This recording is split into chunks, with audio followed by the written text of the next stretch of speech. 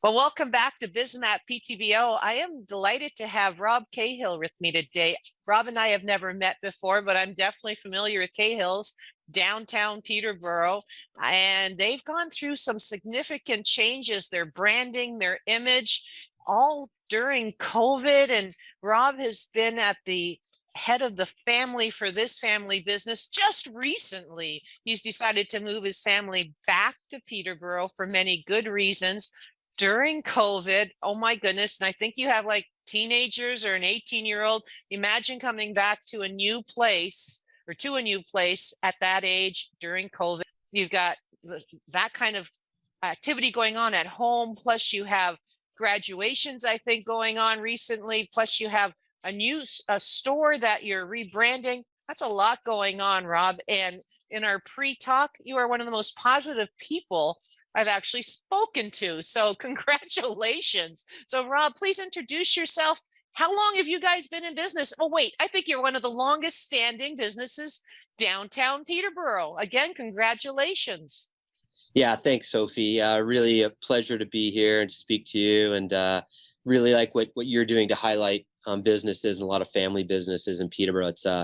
It's a special place, and I grew up here, of course, but left in '96 and had a career that stayed within the same industry that took me all over the world, across Canada, 27 different countries, working with people within the industry all over the world, from nature conservation to animal welfare to international trade, public policy, fashion, sustainability, the whole work. So I've had a really interesting run, and things got all kind of out of whack there just as COVID hit and really changed a lot of different things internationally and for me. So at that time, my brother, who'd been running the family business since our father passed away 13 years ago, has been doing a great job.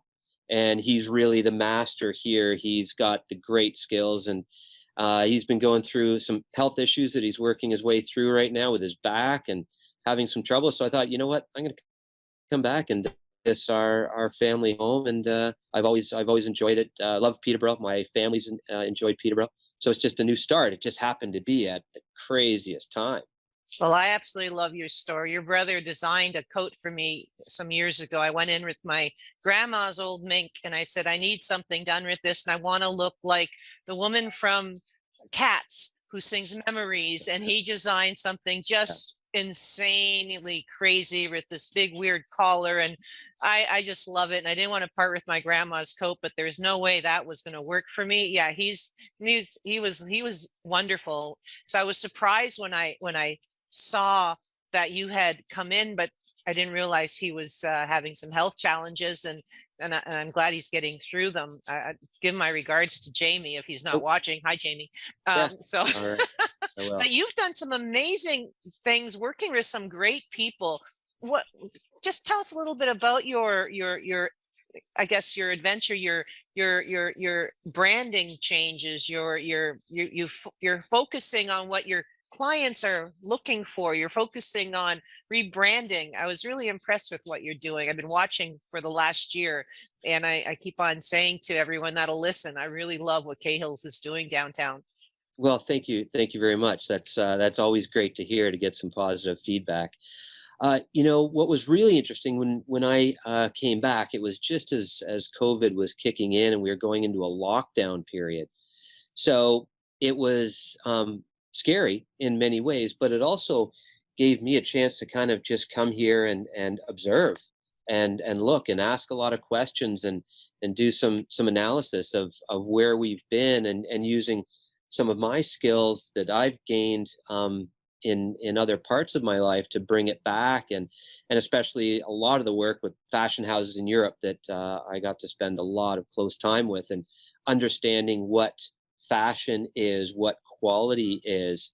But before I could really get into that, what I quickly realized was that there were no masks available when we were all being told to start wearing masks. So when I came back, the first product that we started producing here and that we sold online on our on cahills.ca was face masks. And so then it was also a case of, okay, if I'm going to make a mask, it's got to be a really good mask. I just don't want to make something out of a t-shirt. So started researching materials and found a supplier in Toronto that tested his materials at McMaster University and found that these two fabrics together, an inner layer and outer layer, cotton and a cotton poly, was 1% away from medical grade. For every mask we sold, we were donating one to the hospital, and we were taking bags of masks up every week to the hospital. So, and then other healthcare facilities were calling and asking for some, and discounting to the point where it was just basically covering, basic costs of what it took to get them out there. So it was really interesting to use that as a basis to start for me to get reconnected with the Peterborough community in a much grander way than just our customers. So that was kind of a focus one. And then, had to look at the product. And then it gets into the summertime when it's typically slow for us, more on the service side, the remodeling, as you're saying, the restocking, the work, the craftsmanship work that we do in our workshop is when we do that and take time off and spend it with our families. So that was nice. And then going into the fall, we had to really do everything we could because it was a COVID year. We then had a very compressed window and not great opportunity for people to be coming in. So we had to create personal appointments. We were on the phone a lot. We started putting in place email systems that we'd never really had before, of being able to reach out to our clients from a digital standpoint as well. So we had to change a lot of things really fast to get ourselves geared up. Well, that's exciting. So in my perspective, being a digital marketing agency, I've seen what you've been doing online, from your photography to your online sales, your website. And I think what you mentioned is you've second website in the last year and a half in going and bringing online e-commerce for you guys, which is, a company that's been around for 40 years. That's huge, because I know that that's a tough thing. So what was that journey like? Yeah, it was, I actually, in my last life, before I came back, I was helping Jamie with a new website.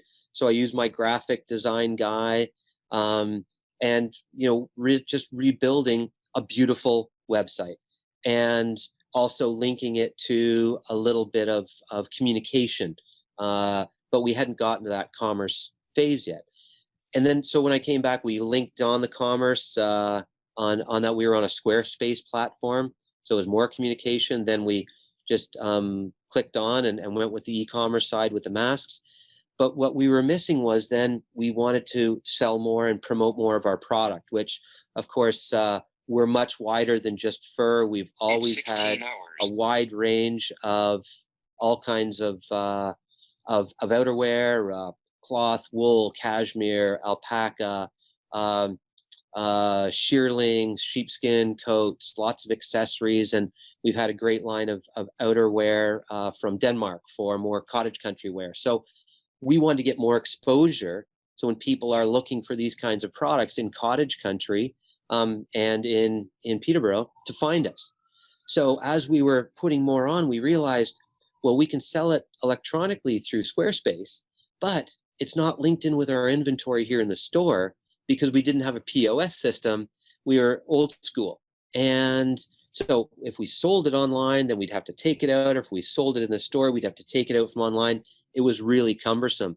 So we waited for the window of our lockdown just after Christmas this year to completely transfer over onto another platform, Lightspeed, out of Montreal, that has a dual platform. So we've got an inventory system, POS, click a button, and boom, it's available online for us. So I think while online sales of clothing often comes with a very high return rate, of upwards of 40%, which I'm not interested in being in that kind of business.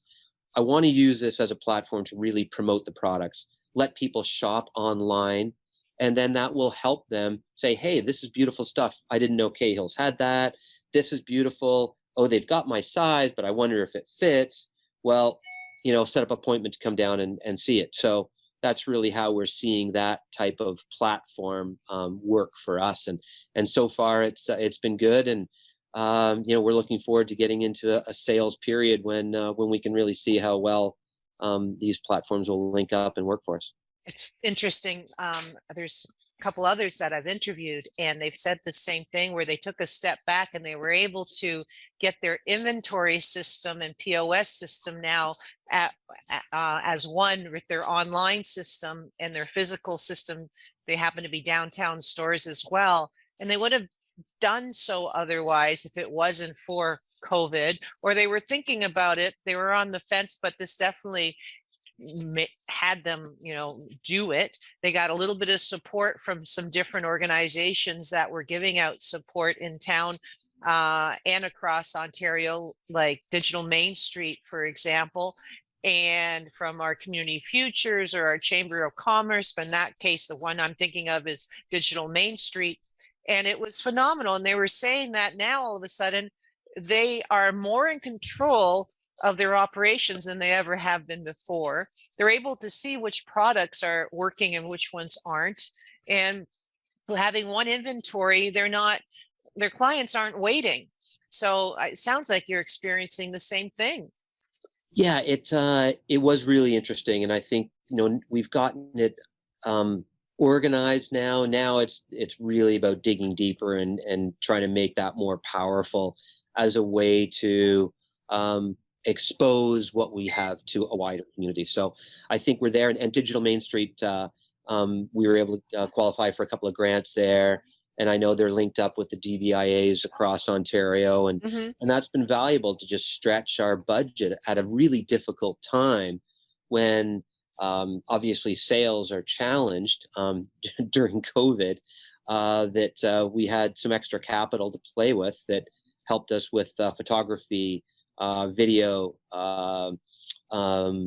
different platforms, and really and then promotions online. So it was very valuable at the time. And also not only just the money, but they also have programs where it can help people understand this virtual world and electronic world a little bit better and be a little more comfortable with it. What Rob is talking about is that they had a couple of grants, and I think there's another one coming out, by the way, very shortly, that a lot of businesses that are viewing this might qualify for.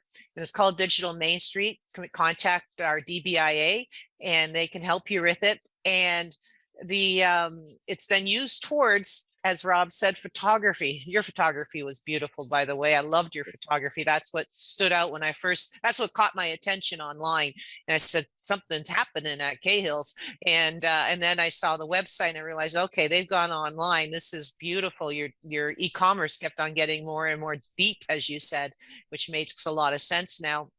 And then I think you were also saying when we were talking earlier that I asked, so what else has changed, do you think? Obviously the e-commerce, obviously the photography, obviously the focus on outerwear and cottage wear. I wouldn't have thought of saying those two things in the past at a high level for Cahill's. So those are big changes, I think. But also I think your communication when it comes to clients, you mentioned e-newsletters or email, which was, I think, an addition. You also had mentioned some customer service communication digitally when we were talking before the interview started. Yeah, it's been amazing that when the number of emails we're getting now from customers that are asking questions, whether they see an ad, they come on, they find us out of nowhere, and they're asking questions. So while back in the day, people might pick up the phone, but when they're finding you, on the computer, they just follow the path. Yeah. And the easier and smoother you can make that path to creating a contact with a customer, it's so valuable. And a lot of what we either produce here or sell here is very unique. It's Mhm. not what's going to be found in a lot of other places. You've got to go a fair ways to find a lot of similar things.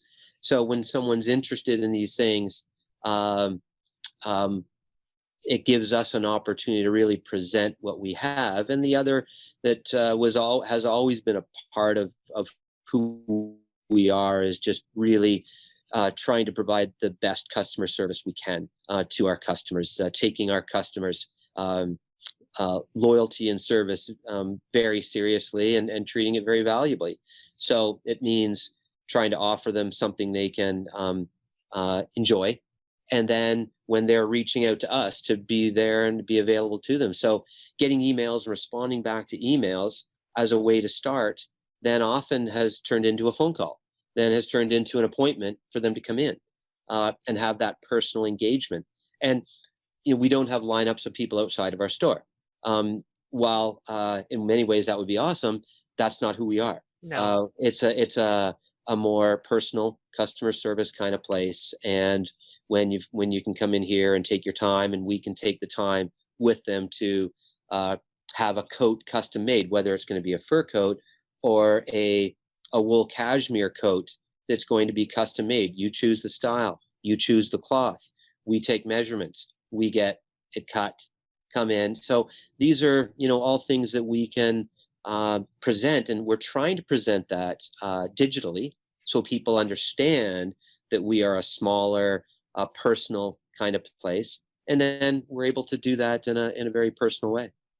So Rob, in this journey of really understanding what the clients want, taking this step back, outerwear and Cahill's, is there anything else that you've brought forward in the innovation?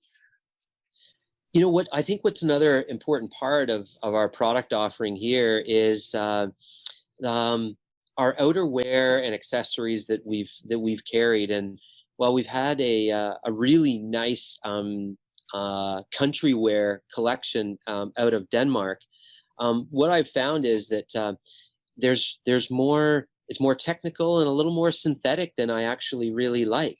Um, I like promoting the naturalness of products. So we're bringing in Barber this coming fall, which is a great British collection that, of course, you'll see the royal family in, but it was started with fishermen and gamekeepers throughout the UK to stay dry and warm in the damp UK weather. Oh, So I'm that excited. I can't wait to try it. the base is a wax cotton jacket, and they're just fabulous and world renowned, really. And no one's carried them and offered that line here in Peterborough before, or in this whole area. So I'm really excited to bring that collection in this fall. And the other is using some of my connections to the fashion community in Italy, bringing in a collection of down beautiful down parkas, a really luxury type of down parka from Italy, and under the Gianfranco Ferré label, which is a company and designer group that I worked with and supplied in my last life. And they've produced an amazing collection, and we're going to carrying it here in Peterborough. And in fact, I'm the agent for it in North America as well, to help them to reach other clients in North America. So it's kind of a nice side type of angle of what I'm bringing back to Peterborough, but also just a nice, beautiful collection of products that I think will go over well and be appreciated by our customers here. That's exciting. Really listening to our customers in this area and seeing what the gaps are.